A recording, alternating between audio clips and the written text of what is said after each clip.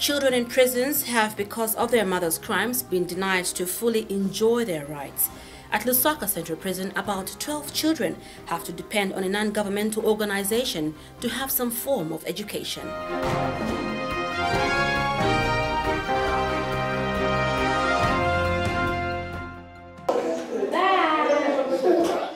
Playing around, enjoying their childhood is a normal and daily activity for any child.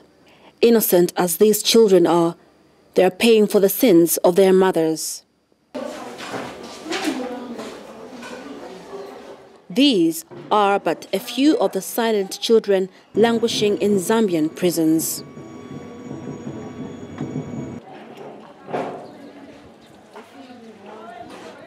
Incarcerated mothers and those who give birth while in prisons spend their prison sentences with their young children.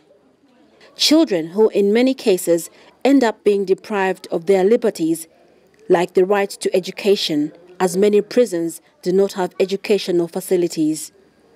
Even just the general environment is far from being conducive for infants.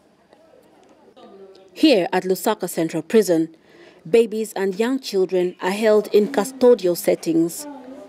It is this obtaining state of affairs that moved Faith Masupa to wish to do something for these children. I'd never thought there are children in prison, personally. I didn't know that. I knew there were women in prison and even juveniles, but I had no idea that there were children. And I think for me, I thought of my own children at home, how much I care for them and what kind of environment I would want for my own children. And I think for me, I felt God gave me a burden. I didn't have much resources, but I thought I should make a difference, and hence writing to the prison authorities and even to the Home Affairs, Ministry of Home Affairs, seeking permission to set up a class within the prison for the children. Because I thought, what kind of children would come out of a prison environment? These are not prisoners to start with. They're just circumstantial children, because maybe their parents have found themselves in such a circumstance. In a small way, Faith is providing some basic education support and food to these children and their mothers. 43 children, and they all had to be in this particular class. And I thought it was a bit too small for them to all be grouped up. But I also felt it's a great environment for them to be all away, from the usual prison environment into a befitting class for the children. My passion is to ensure that on an individual basis, I've tried my level best as an individual, and as one running this organization. I've tried my level best to ensure that these children, who are Zambia's children, get this place. But this is what I can do on my own. I'm appealing to the corporate world there. Come in, let's join hands. Where we can work together, let's work together.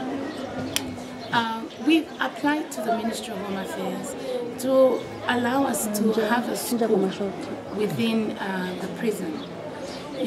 We thought we could actually build a skills center and a school for the juveniles. This school will allow the young girls to finish high school in a classroom, a proper classroom with proper desks.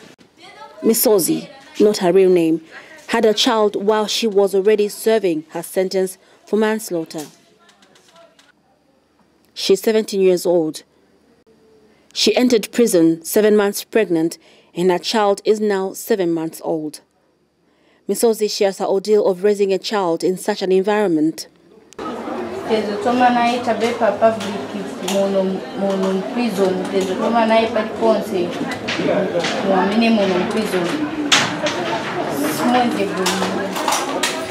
So how many men are supposed to do that?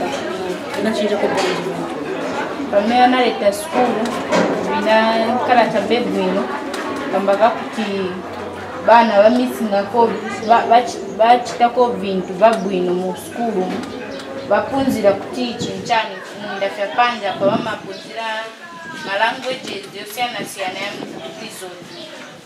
So chabwino bijabana kupunzira ma language babwino. But what has the Zambia prisons done to ensure that circumstantial children are taken care of? Because we've had problems with taking our circumstantial children to schools because it hinges on security. So having initiated it and have it within the prison, it was actually a warm welcome.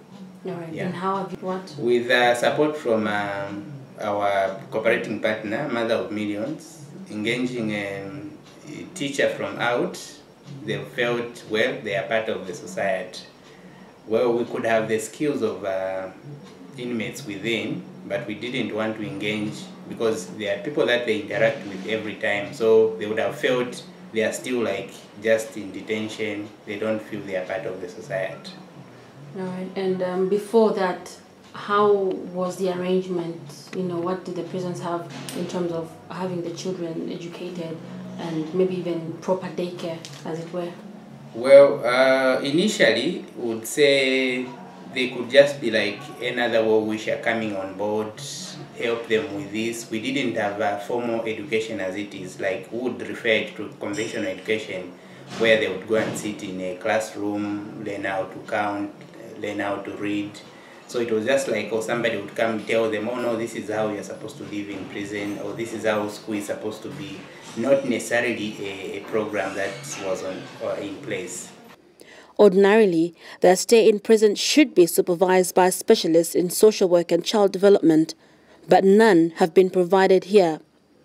The aim of having such an environment for these children is to produce a child-centered environment. From what is pertaining on the ground, these children's human rights are clearly being violated. Faith's effort can only reach a few children under her now founded Mother of Millions organization. Government has a huge responsibility in taking care of these innocent children who are being denied their liberties on account of their mother's faults.